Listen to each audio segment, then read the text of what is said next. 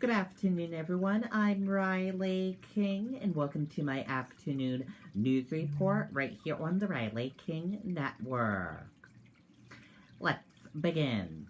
Take a look at this photo right here. Downtown Los Angeles fire investigation continues into massive explosion that injured 12 firefighters.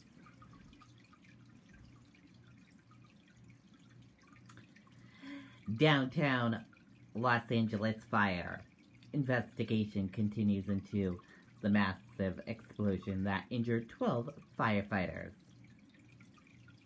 An explosion at a hash oil manufacturing in downtown Los Angeles that sent firefighters running for their lives over the weekend is shifting toward a potential criminal probe, investigators say.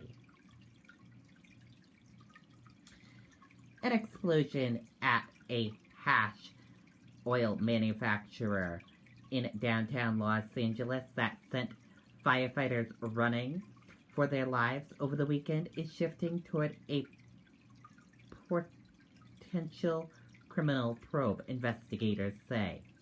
The investigation, detectives from the Los Angeles Police Department's Major Crime Division were working with the city's fire department's arson investigators to determine what might have sparked the blast that shot a ball of flames out of the building Saturday night and scorched a fire truck across the street, police spokesman said.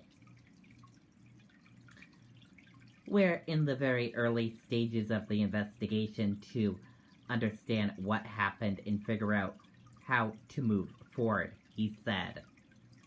Though the cause has not been determined, fire officials said the blast began at the site of a butane honey oil supplier, Smoke Toke's warehouse distributor, the chief said. An on-scene investigation has to be completed, which will take several days. The explosion. The building was full of highly flammable butane containers, but officials say there were no signs on the building warning of the danger inside. Video captured firefighters on the roof scrambling down ladders with their protective coats on fire. The wall of flames shot out of the building and burned seats inside a fire truck across the street. There was light to moderate smoke when firefighters entered the one-story building in the city's toy district and went on the roof. Normal procedures to try to quickly knock down any flames. Tasner said one of the firefighters inside the building thought things didn't seem right. The pressure from the smoke and heat coming from the rear of the building were increasing.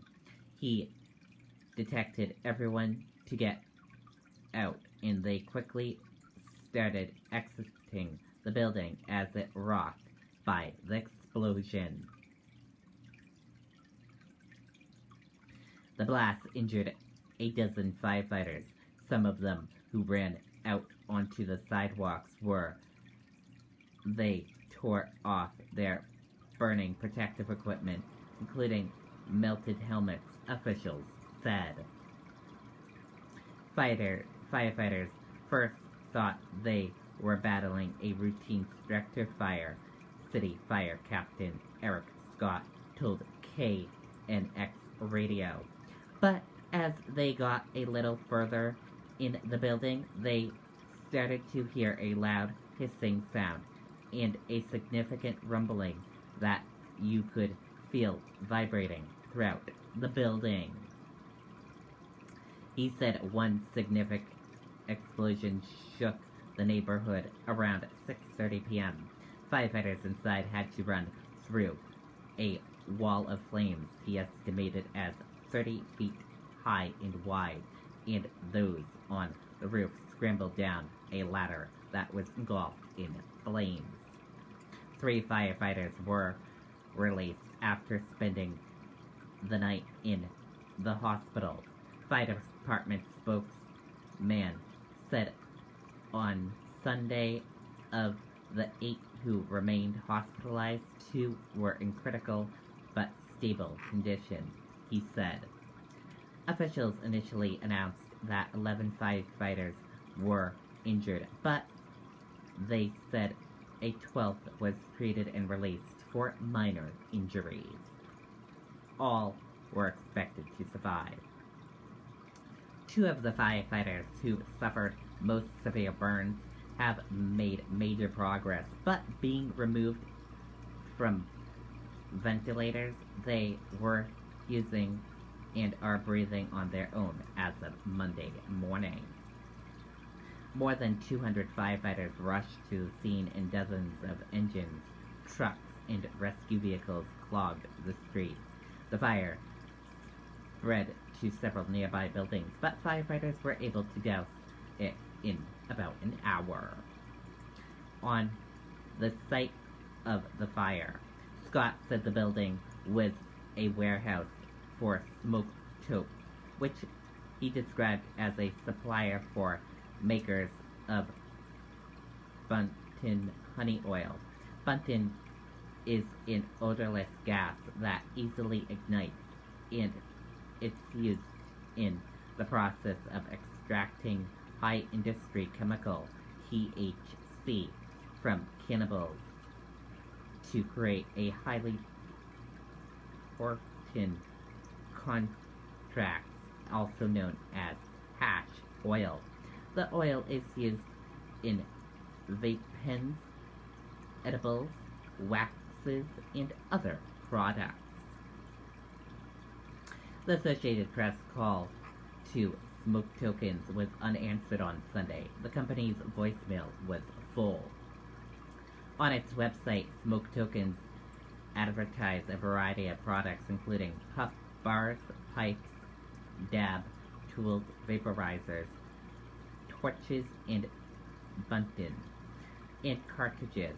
The company says it is an international distributor and wholesaler of smoking and vaping products and release accessories.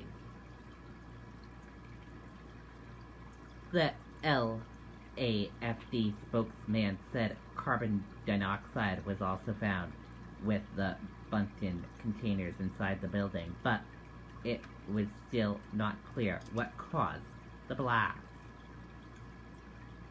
Executive Director of Cannabis Industry Group, Southern California Coalition, said he didn't know what activities were taking place inside the building. However, if the business was using buntin in cannabis extraction, it would be legal because the city has never issued a license of that type of operation.